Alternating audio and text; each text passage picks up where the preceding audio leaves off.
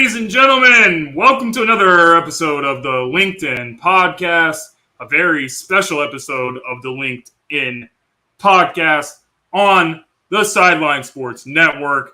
You guys just saw a brand new Sideline Sports intro with all the shows. Make sure you guys are checking out not only the show, but all the great shows that are a part of the network and the Sideline Sports family. Tonight, we're going to be talking about all kinds of Eagles stuff. I got to get my co-host with the most, Lindy, in the building on his birthday. Happy birthday, Lindy. And everyone in the comments, make sure you wish the man a happy birthday because it has been really awesome doing this podcast and, being a team with the combined two of us has been great. So awesome stuff, Lindy. Happy birthday, man. Hope you've been enjoying it. I appreciate it. And you know what? We're only 8 episodes in. We're close to eclipsing 10. You know, that's coming up soon. And birthdays aren't what they used to be, but still, it's still a nice celebration. Just trying to remember I'm not a year older. My sister trying to tell me I'm a year away from 30. I'm like, can I just enjoy 29 first? You rushing it. And Randall says, happy birthday, Lindy, in the comment section. What is going on, Randall? Appreciate and what is you, going on? Reaper also here in the comment section. So let's get to it. First up, Philadelphia Eagles Player of the Week this week. Guess who? Nick Foles, the Super Bowl champion in 2017, the Super Bowl MVP, as they would call him. I'm not probably allowed to say on the network, but in other words, Swole Pole Foles is the man. And you got to say, outside of his heroics of the Super Bowl, he had other great moments that's not really, talked about enough. So, Lindy, for you, obviously the Super Bowl is going to be something that's unforgettable in the eyes of anyone that was involved with the team, front office, teammates, players, coaches, whatever, and especially the fans.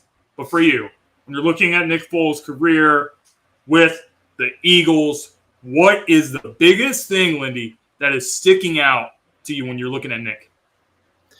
I think before the Super Bowl, one thing that you can always think about when it comes to Nick Foles is that he always seemed to be underappreciated.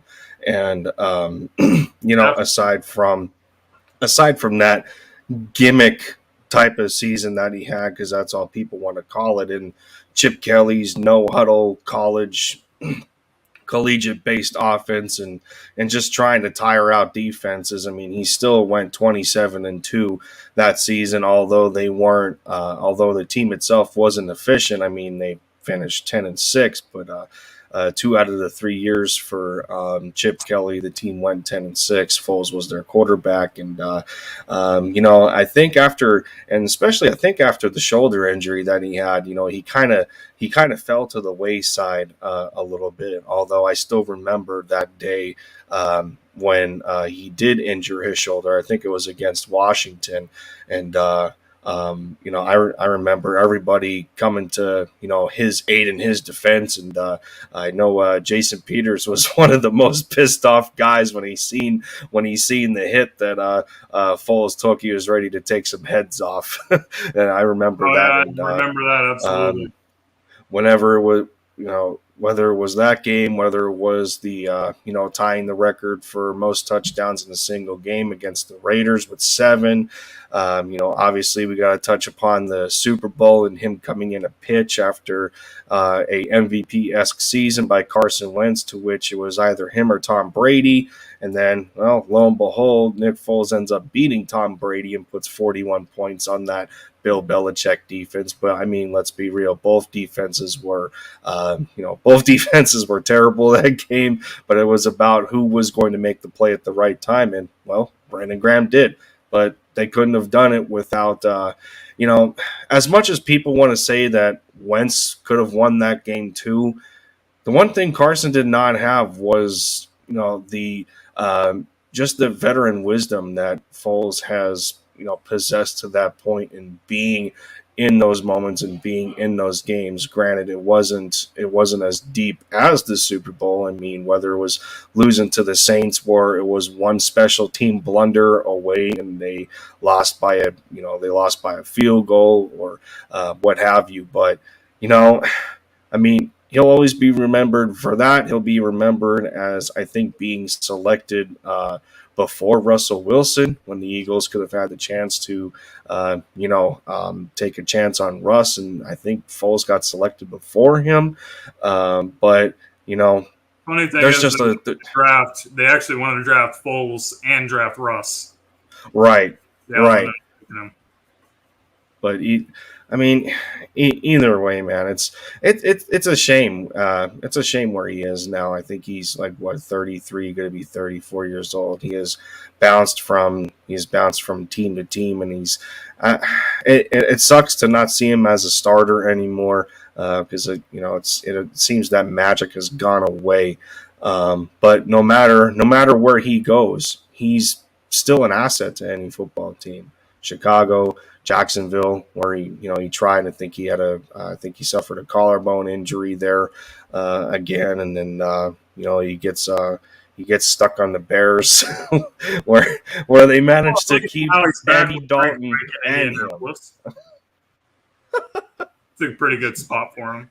So what about in terms of is there a particular game that stands out to you, the performance by Nick Foles that, other than the Super Bowl and the NFC Championship, of course, that stands out to you the most? Other than the Super Bowl, man, that Raiders game throwing 7 touchdowns was absolutely magical.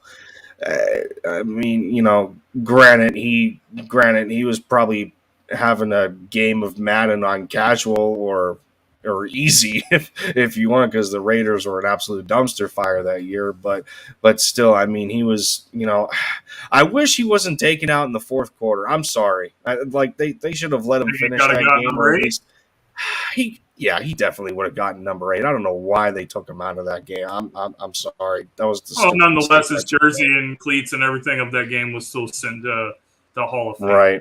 It's really awesome. But in terms of Nick Foles, I really think that it is sad the way things ended up. More so in his first stint. I mean, also in his second stint, because coming off of that Super Bowl win, the team was pretty much dead in the water, and Foles comes when Carson gets hurt with a back injury, and the team becomes, revitalized. They beat the Rams, who were a very good team back in that season in 2018. And the Rams actually went on to the Super Bowl. They won the NFC.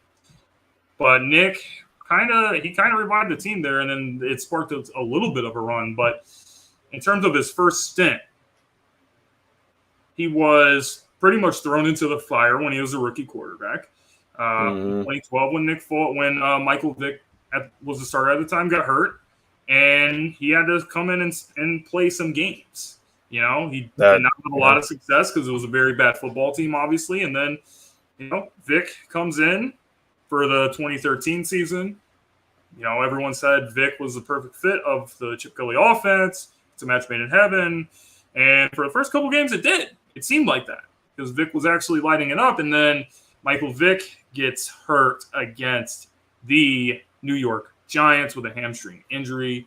And in comes Nick Foles, and he pretty much never turned back for that season and finished with the 27 touchdowns and the 2 interceptions as the Eagles would go on to win the NFC East and host a home playoff game, losing to the New Orleans Saints, where Nick Foles actually had a pretty good performance going up against Drews, who went to the same high school as Nick Foles did, where Nick Foles broke some of his records, which was really a big storyline going into that game, I do remember. And the following season is the main thing I want to focus on, because I really feel as though Nick was on his way to becoming that franchise quarterback of the team. But it was taken away from him by head coach at the time, Chip Kelly, who was very extremely egotistical. In fact, he was maniacally egotistical. It was absolutely insane what came over him with the power struggle. It started with Deshaun Jackson in 2014. Then it went on to Nick Foles being traded for Sam Bradford, and everyone remembers Shady McCoy for Kiko Alonso, among all the other moves that were made. But keep in mind that while Nick Foles' stats were kind of like dropping off a bit compared to his very good season in 2013, keep in mind at the time of Nick Foles' injury where he broke his collarbone against the Houston Texans, the team was 6-2.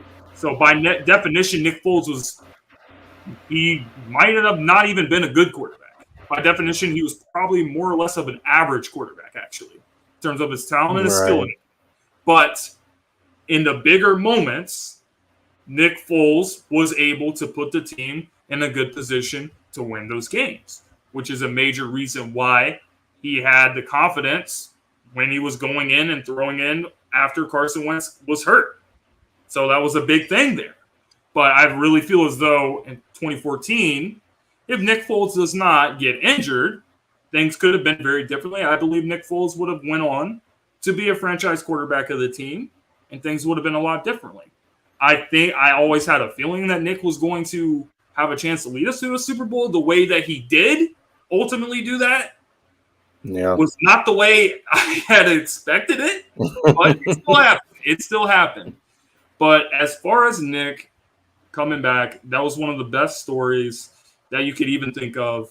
You know, you have a guy that once he gets traded to the Rams, it really did something to him in a negative way. Being coached by Jeff Fisher. Being coached by Jeff Fisher, as I was it kind of messed a lot of things up for him. And, you know, mentally he was just done. And then he's on a camping trip, and Andy Reid calls him up and gets him to come out of retirement. And then he ends up in Kansas City and he plays a couple of games.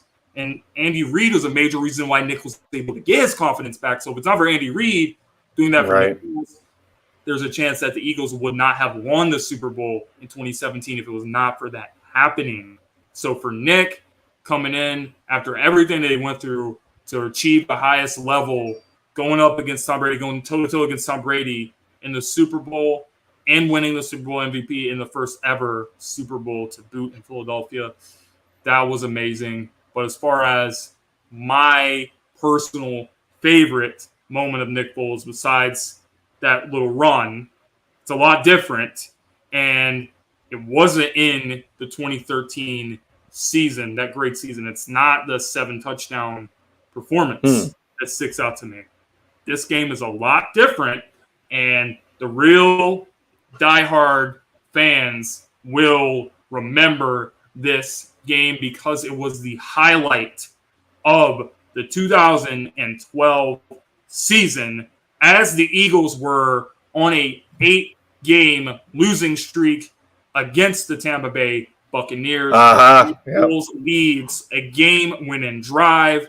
He finds Jeremy Maclin in the end zone as time went to all zeros. It was a very poised performance by Nick Foles, who was a rookie quarterback. Keep in mind, I was into the fire on a very bad team. He showed great poise, and then obviously that poise evolved, and we saw how far his poise came as he won the Super Bowl. So that is my favorite memory of Nick Foles. Those are the things that stick out to me as far as being an Eagles fan.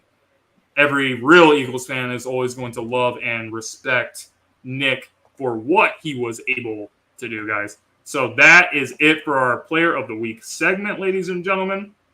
I don't know about you, but I think the double doink game goes underrated sometimes with him.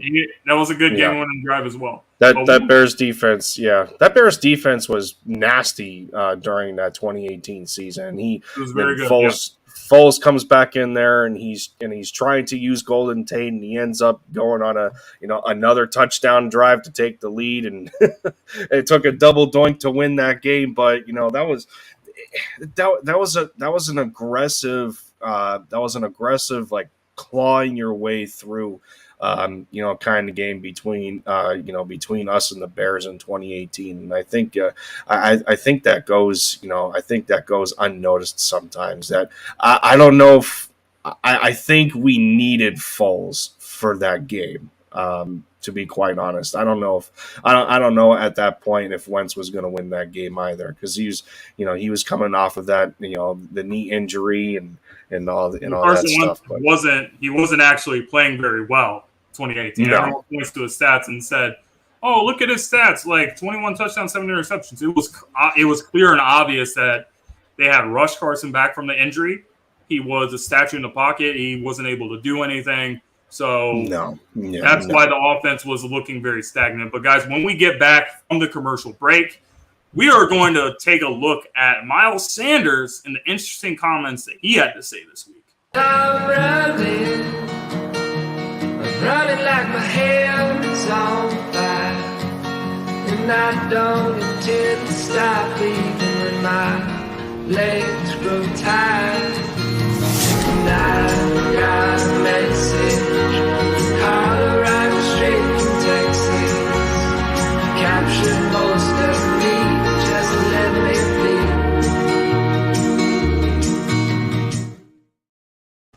So, ladies and gentlemen, Miles Sanders had some very interesting comments to make. Right here, we all feel like we are an all-star team. We feel unstoppable.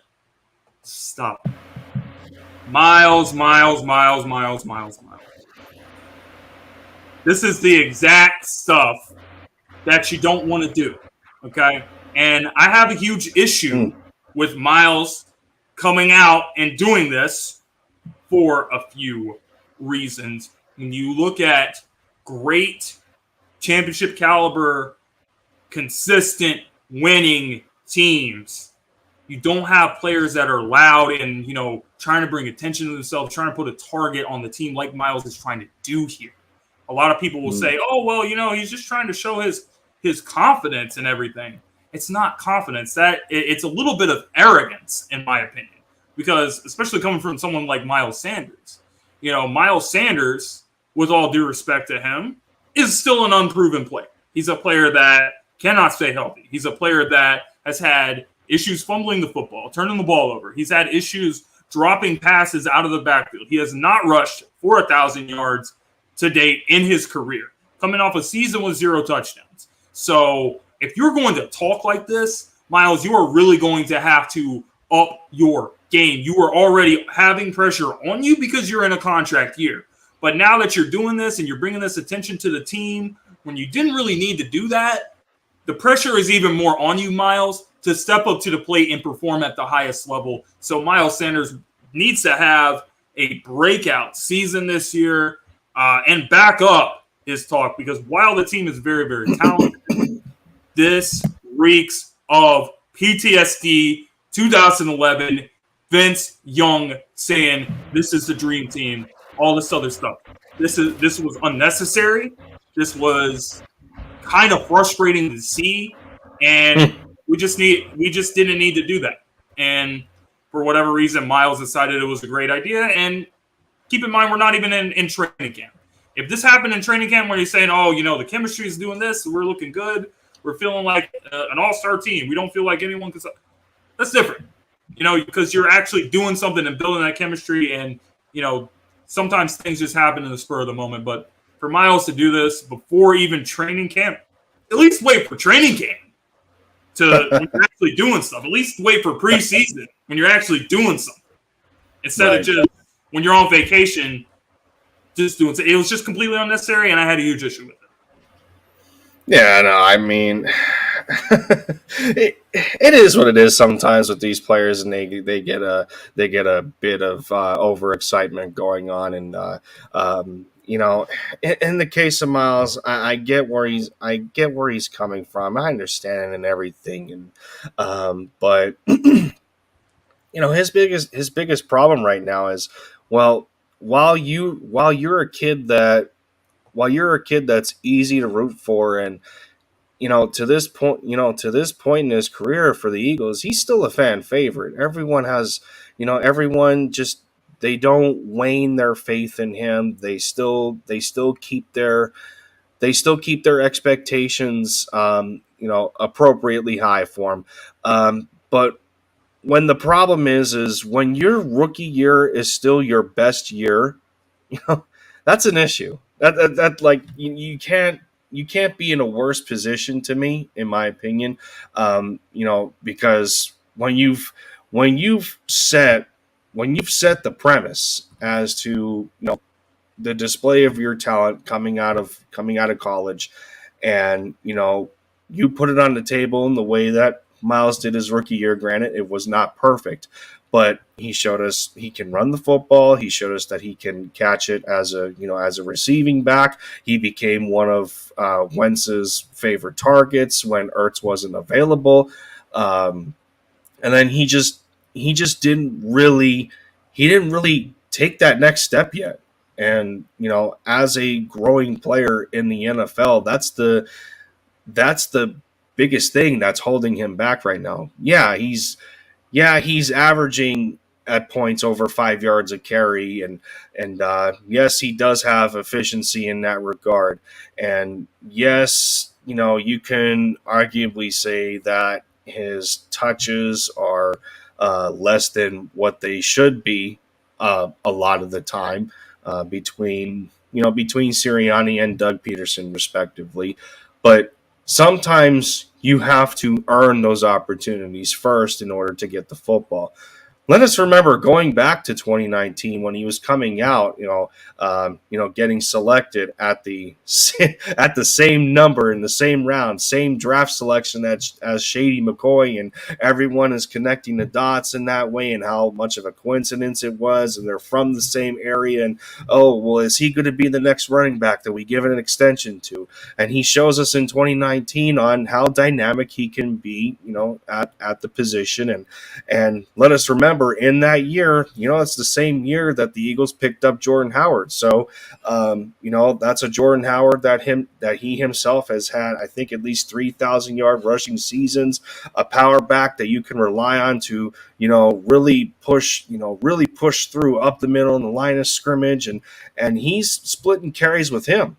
Okay, well, over the years, Jordan Howard is on and off this football team, but in the committee approach that the Eagles use with running backs, who's really behind him that poses any kind of threat to him as being the number one running back on this football team? Absolutely nobody.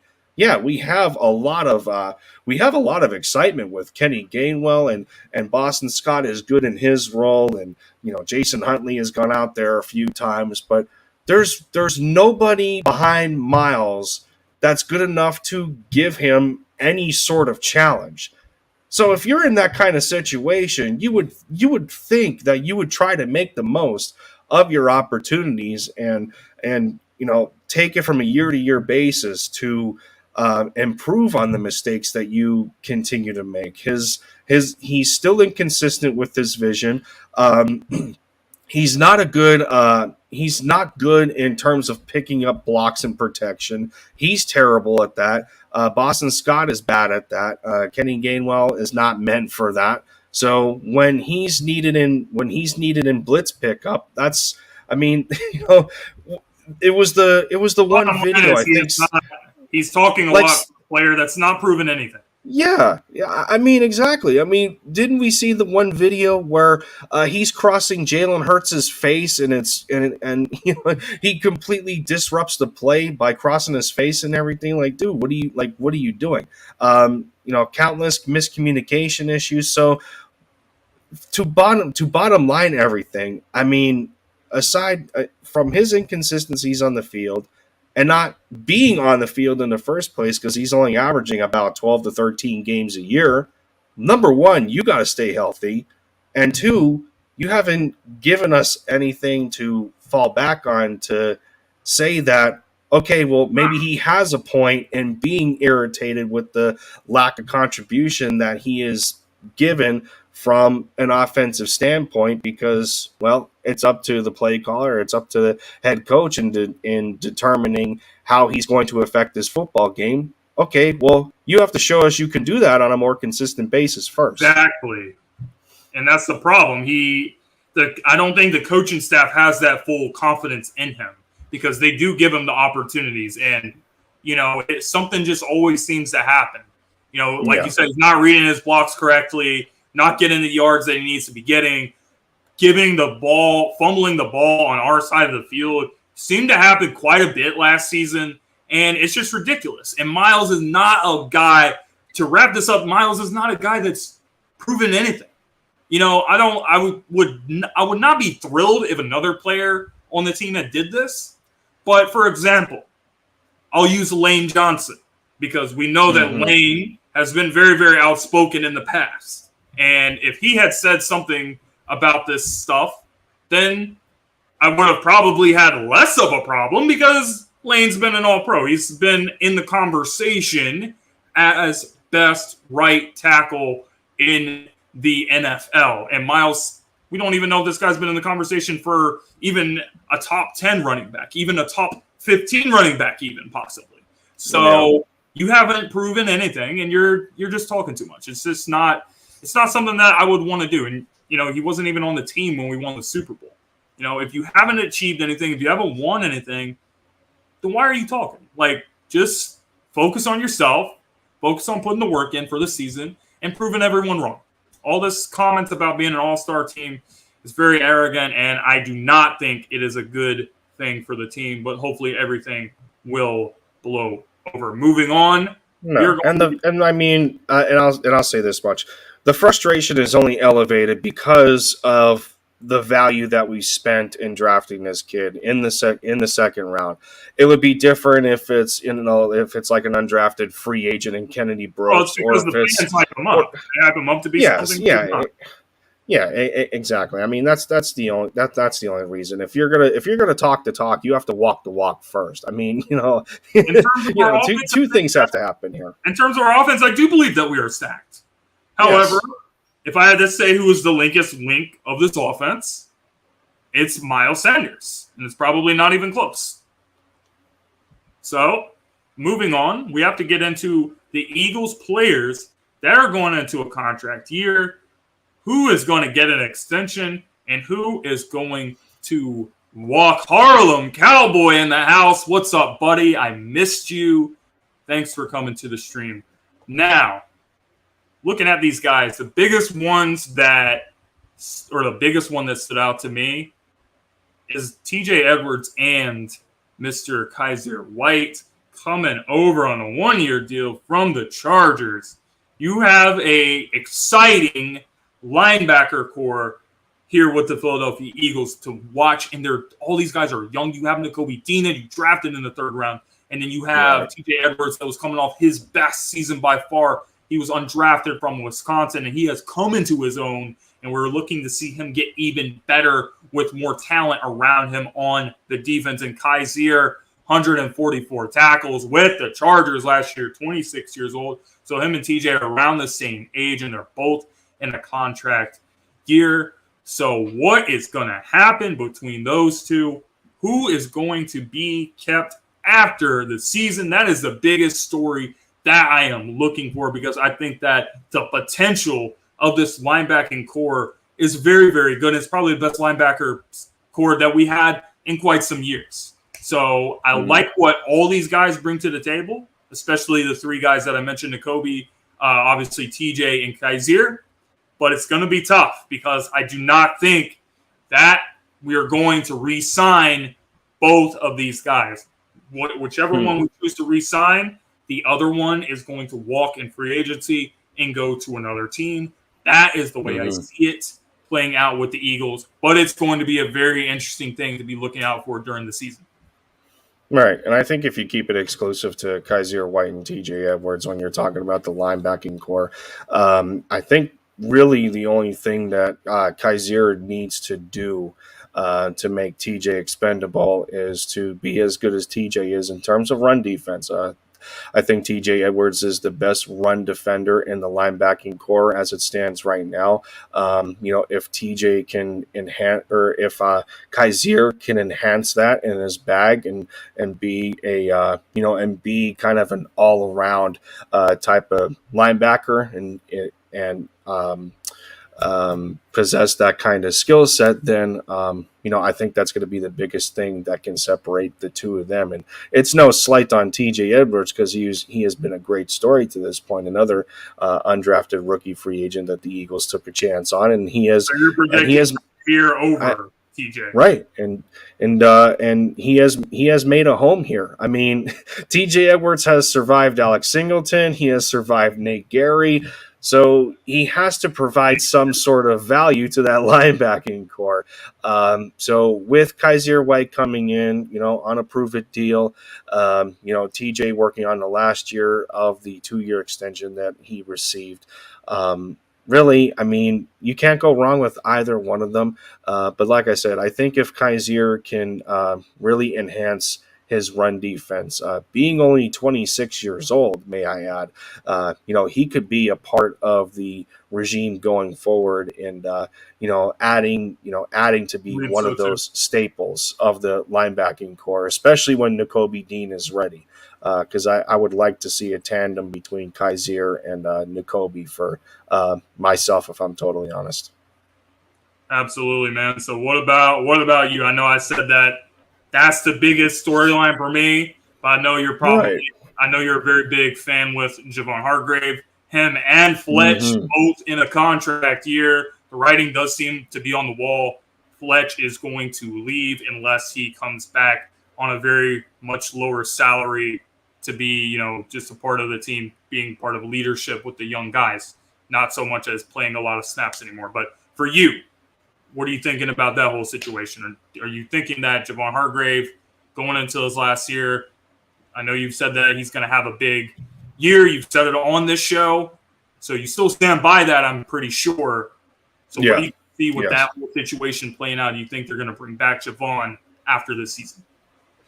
I don't see why you wouldn't bring back Hargrave, and if the only gateway to retaining Fletch is if he comes back on a cheaper deal, then so be it. Because in terms of depth along the defensive line, he's going to be one of the premier free agents next year, and if you can maintain him as a Philadelphia Eagle, then there's no reason not to.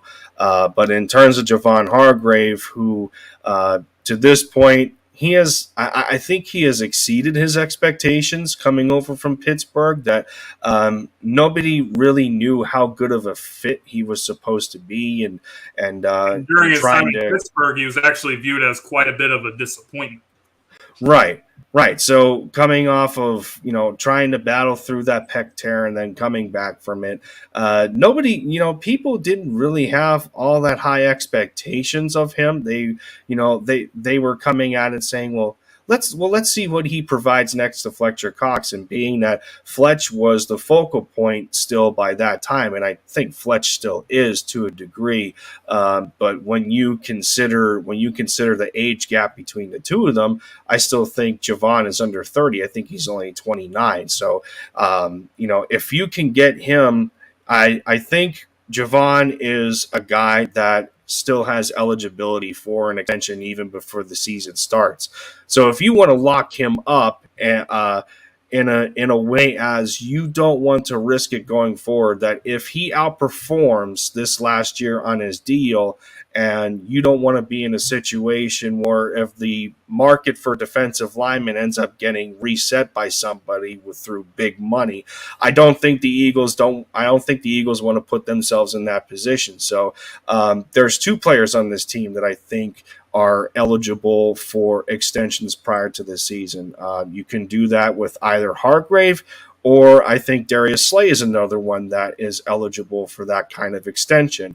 More on him in a minute. But, like I said, I mean, Hargrave, to me, he has exceeded expectations coming in from Pittsburgh. He has played a lot better than, people really anticipated. He has taken that role to a different level coming off of that pec tear. And, there has been quite an array of moments where he has outshined Fletch, although Fletcher Cox, we know to be as durable as he is. He's always out there when we need him the most. But going forward, when age starts to become, a consideration in terms of contractual negotiation.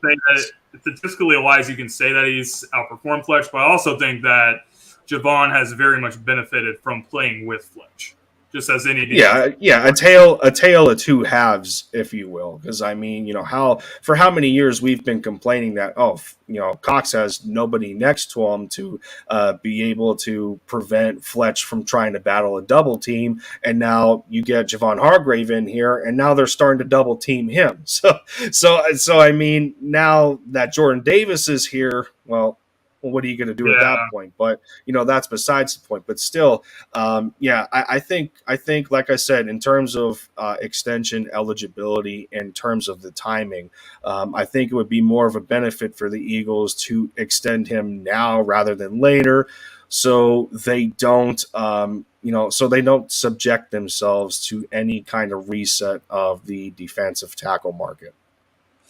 Yeah, I totally understand where you're coming from. I personally disagree.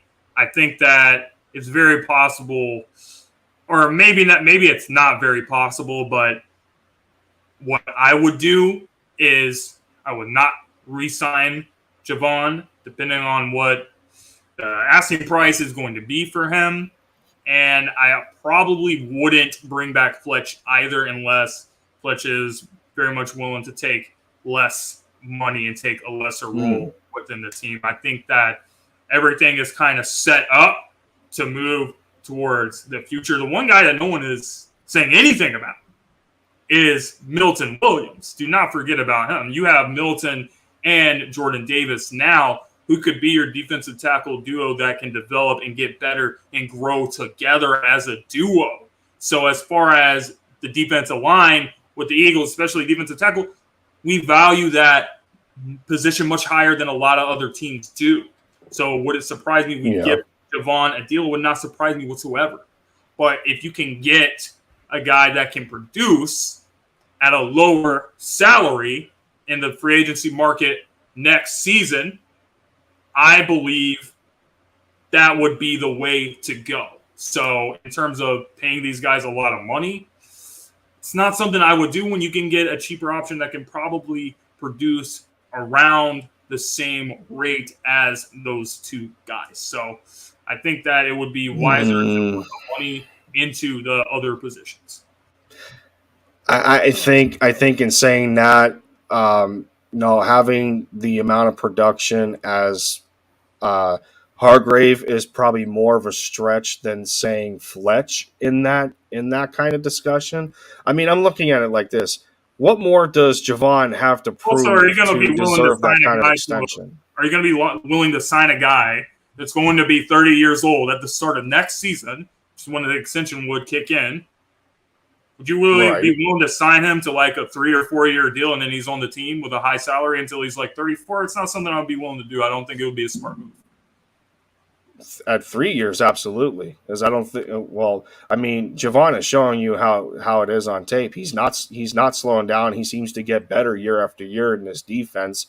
So if you can only manage to keep one staple, it's better to have one than none. If you know that Milton is not ready to take that next step, and right now Jordan Davis is a rookie. So I mean, unless we feel that Jordan Davis is going to have this defensive rookie of the year case for him this year to say that, well, okay, we're completely comfortable with not going forward with Javon Hargrave and Fletcher Cox. So you're going to hit the reset button on the defensive line and entrusting a second year player, a rookie, and then depth behind them who's just coming back healthy, and a guy like Marlon Tuipulotu. I don't think the Eagles are necessarily in a position to drop both of those guys, and I feel that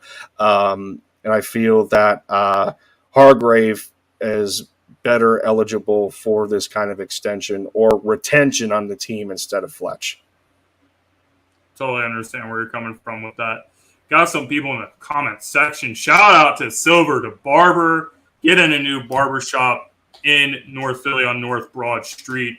Grand opening on July 25th. So to all my local people watching the show, make sure you guys go to this man. He gives the best fresh cuts that you can get in Philly. So let's move on, guys, to some training camp battles. Lindy, I know that training camp is coming up. It's going to be starting on July 26th. The moment we've been waiting for, as I was saying earlier with Miles Sanders, we are not even in training camp and we're saying crazy stuff. But when we're going to the training camp, man, what battles are we going to be paying the most attention to? What are you thinking about that? Oh, there's plenty. There's plenty of positions, in my opinion. Well, you can look across the board and say that, well, every position is very entertaining. I mean, you look at the receiver position. Who's going to end up being wide receiver 3 or wide receiver 4 when you got as much depth there as you do? John Hightower seems to be bringing himself back into the conversation. Is a guy like Quez Watkins going to lock down wide receiver 3? What are we going to see out of Jalen Reagor? Special teams contributions. Is it going to be Britton Covey or Devin Allen? I don't think the Eagles can.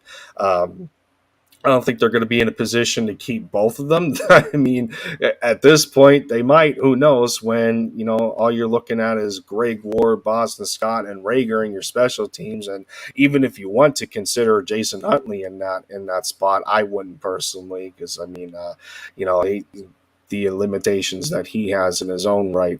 Linebacker, another easy one. Everyone's going to be eyes peeled on Nakobe Dean to see where he is. I'm sure the same kind of excitement is going to be coming out of Kaiser White. Let's keep going here. Cornerback is going to be another big one to me. Who's going to be that third outside corner? You got depth in guys like Mario Goodrich, who, a part of the tandem of undrafted rookies that they brought in between him and Josh Jobe. Goodrich is a guy that they gave some guaranteed money to. Now, the guaranteed money doesn't guarantee him a roster. It doesn't guarantee him a spot on this roster or nothing. But Let's not get that part twisted. But it shows a level of like specific expectation that they got in that certain player to give them that kind of money. So they're going to be looking for something out of Mario Goodrich. Tay Gowan, Kerry Vincent Jr., Zach McPherson. The backup slot position. Does a guy like Josiah Scott have that locked down? You just look across the board in general, but if I had to pick out specific positions, I would have to say the third outside corner spot. I would have to say maybe tight end 2. I don't think Jack Stoll is a lock for that position. I'm thinking Grant Calcaterra is going to have something to say about that. Unfortunately, in the case of Tyree Jackson, it's going to all depend how he comes back from that ACL tear. And when you're a guy that's 6'7", that you're more of a receiving tight end, you may be assigned to some blocking assignments. The taller you are, the worse those kind of ligament injuries are hard to come back from and strengthen. Well, me being a Mavericks fan, I would know that all too well because of Kristaps Porzingis. Thank God he's gone. Little side note, but nonetheless, man, I would have to say the third outside corner spot, tight end 2, and maybe running back number 2. People have some intrigue in Kennedy Brooks as a power back out of Oklahoma. See what he brings to the table. You got Kenny Gainwell, who the Eagles love. That kid out of Memphis, who I think he only played about 2 years or so. He took the 1 year off because of COVID, and him being the cousin to Fletcher Cox. So there's there's a family connection there. They got big things for Kenny. Boston Scott's still here. Jason Huntley's still here. So yeah, if I'll put 3 of them out. I'll put 3 of them out there. Running back 2, corner, outside corner number 3. So CB3, outside corner, and tight end 2 for me. Training camp for me is all about one Jalen Reagor. So, first round pick. No, I'm not even gonna say. I know. Anything disrespectful about him at this point in time. Yeah. At this point, we know that he's been a disappointment as a first-round draft pick. And he was supposed to be a big part of our team and our success and our offense. And it has been the complete opposite. That goes without saying. So obviously he has already went down the depth chart because of AJ coming in with the trade. We all get all of that. So obviously he has stuff against him already. So these guys that are, on the bubble trying to compete for a spot, you got guys like Zach Pascal, you got guys like Greg Ward, you got guys like John Hightower that are all on the bubble of making the team or not making the team. So what is he going to do? Is he going to let this, completely do him out of Philly? Or is he going to look at it and say, hey, you know what? People have been talking about me and saying stuff about me. This is one of my last opportunities to prove that I do actually have something in the tank. Is he going to do that, or is he going to, run from the challenge? It's something to keep an eye out for. And then obviously with special teams, he's even more have it stacked up against him than what I just said, because you have Devin Allen, who's an Olympic sprinter. That's, he's got straight up jets. So there's a reason why the team brought him in, despite the fact that he hasn't played football. He hasn't played football since, he was in Oregon in 2015. And he is expected to be one of the favorites for that punt returner spot, which Jalen Reagor had that spot last season and did not perform very well. He had some muff punts and some issues on special teams. So special teams and receiver, you got it stacked up against you, bro. So what are you going to do? Are you going to run from the challenge, or are you going to rise up to the challenge and do something about it and show people that you actually have something to provide to the team? That is what I'm looking for the most in training camp. And I'm not sure if I think that Jalen's going to be able to do it. But you never know. We'll have to wait and see. No, that's fair. I'm not gonna argue that one at all. I don't think anyone's gonna argue that one, despite especially the fact that I don't think there's anyone left that has faith in him, and it's a shame when you're talking about a first round pick. And a little side note, although this has been regurgitated to the moon and back, the same draft class as Justin Jefferson, who I'll add that Justin Jefferson has not been giving a new contract yet. He will be eligible for a new deal. Ridiculous right now. I like, that's what I'm saying. Can you imagine the kind of money that a guy like Justin Jefferson is going to get after seeing some other mediocre receivers getting the money that they did in their respective deals? I mean, no offense, they're some of these guys, the Christian Kirks of the world, they're not Justin Jefferson and all the records that he broke from year one, as a rookie, year two. Yeah. Like, just imagine the kind of money that he is going to get, from the Minnesota Vikings. And especially when you're looking at people like Deebo Samuel, and people are like hating on him because he really wants a contract. He deserves his contract, And I mean, Justin is. Don't hate on Deebo for trying to get paid when you have these bum receivers that are getting ridiculous salary. Obviously, if they're getting that, then Deebo, Justin Jefferson, they deserve the money. So I really don't understand why people have such an issue with it. Don't hate the player, hate the game. This is the direction the NFL is going, the direction the market is going. Don't hate the player, hate the game. Yeah, I mean, and this is a kid that's been playing next to Adam Thielen for, how many years now. And Thielen's another respected receiver in this league who I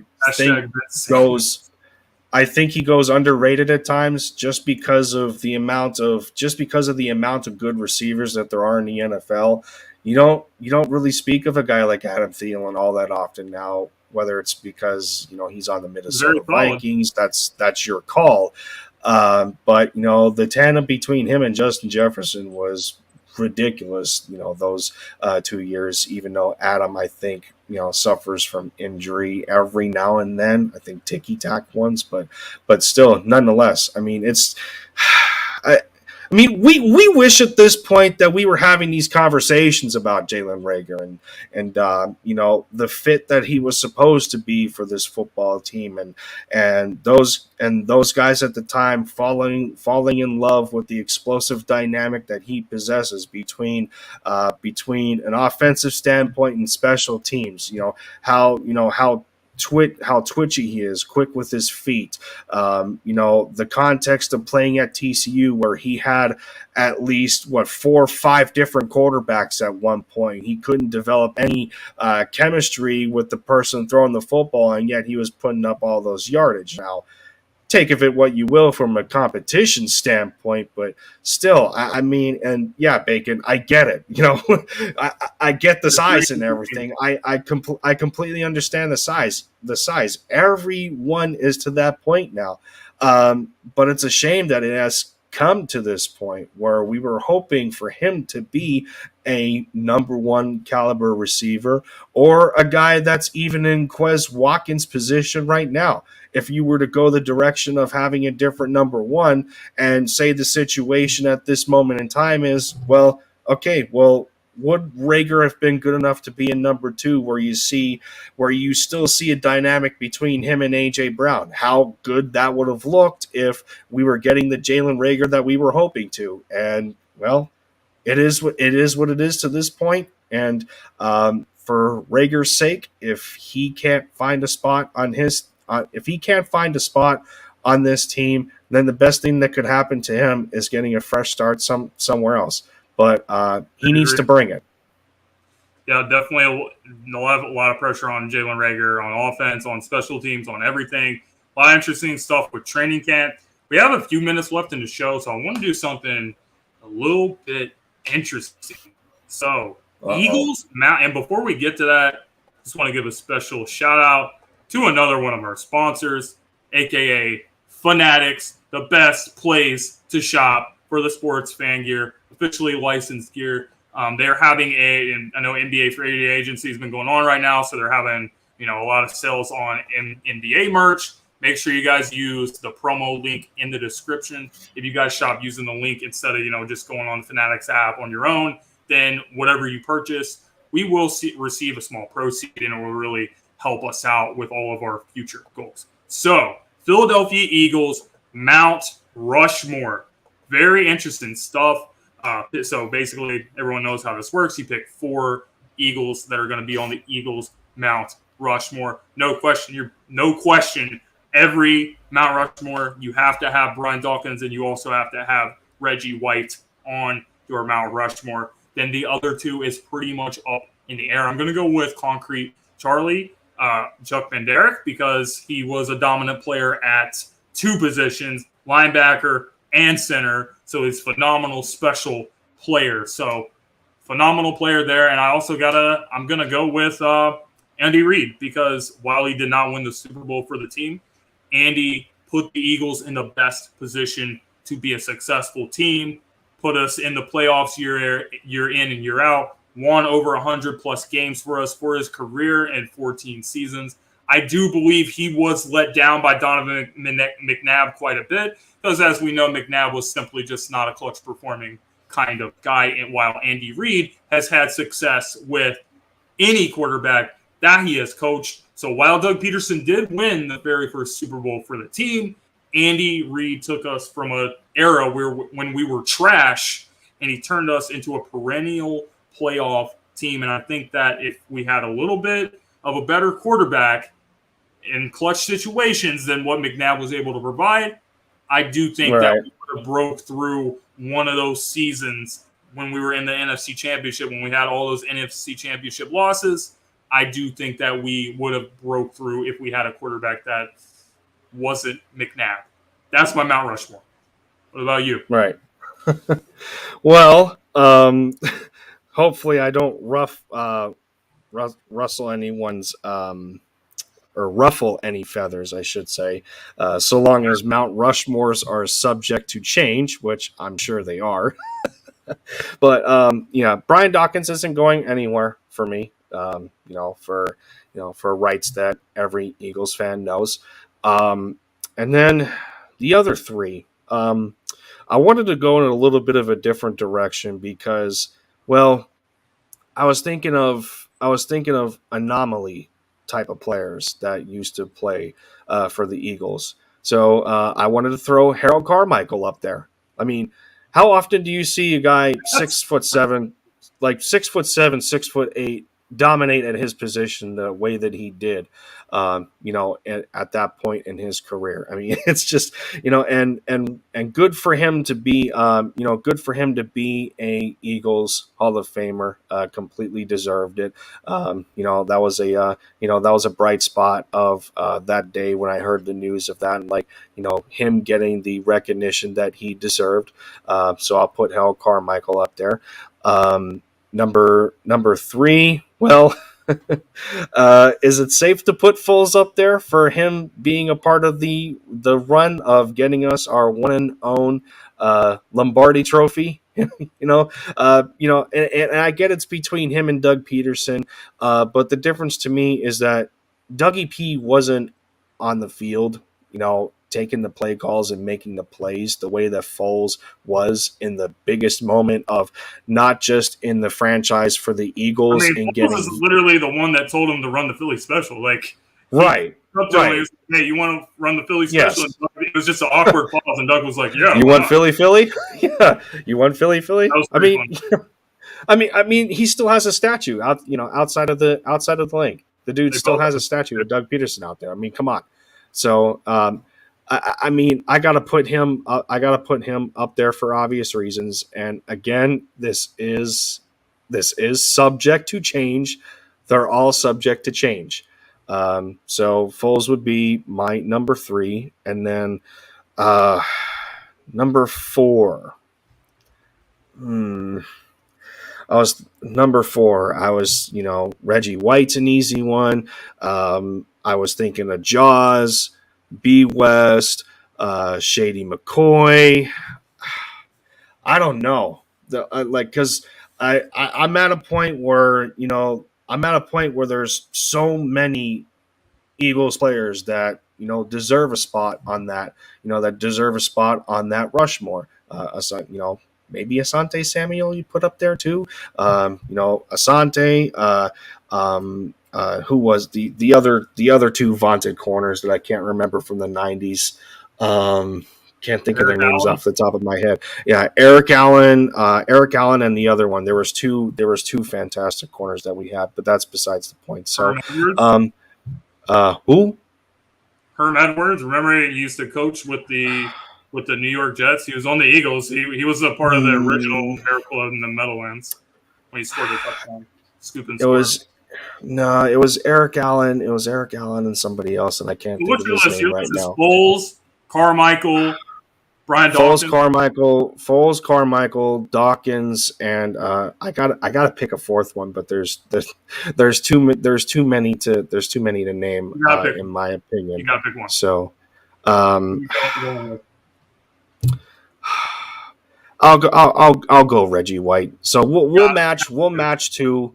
We'll match 2 of ours, and you have to. Reggie's arguably the greatest. Reggie's time was too short. Reggie's time was too short. Probably not only probably the best player to ever play for the Eagles, he's arguably the greatest defensive player of all time. So it's actually a no-brainer that Dawkins and Reggie are on the team on the Mount Rushmore, but the other 2 is definitely up for grabs. But I don't know if you're good enough to still be in today's discussions. I don't think I would put Asante even in the conversation just because he was only with the team for a couple of years. Yeah, but I also wouldn't consider him either, just because I do not think that he was even close to as good as Randall Cunningham was. That's why Randall, obviously replaced him and everything like that. So as far as I know, it's a very interesting list, though, I will say. Yeah, I mean, but if you're Reggie White, Dawkins, Reggie, Chuck, and Foles, he's got 3 of my 4. I respect it. The only reason I don't put Foles is because of longevity only. Yeah, it's the only reason I cannot put him. mine. Yeah, I mean, in terms of B Doc and Reggie White, if you're still in conversations today, and what you call, bless his soul up there for Reggie, but if you're still in conversations today, and who is the best defensive player ever? 13 years old. If you're still in those kinds of conversations today with like the Lawrence Taylors of the world and everything, I mean, how can you not be on a Mount Rushmore? Here. Obviously, no brainer. Reggie, in my opinion, he's the best ever defensive player. Period. But anyway, guys, that wraps up another fantastic episode of the Linc'd In Podcast. Before we sign off of here, I just want to say one thing to my man. I was going to say this, but I really didn't want to interrupt my man while he was talking. There's your context. I got him right there. I want to say, before we sign off of here, I want to let everyone know we at the Linc'd In Podcast and the Sideline Sports Network do not and never have and never will condone the use of any kind of drugs. So that is all I have to say in regards to this comment, guys. Appreciate you guys for everyone too. Appreciate you guys, everyone for that's how you had to end it. On that note, please contact your local person so they can get you some help with that. Well, with that being said, guys, we'll see you guys next week at 8:00, same time, same date. Talking Eagles, always a fun time. See you guys.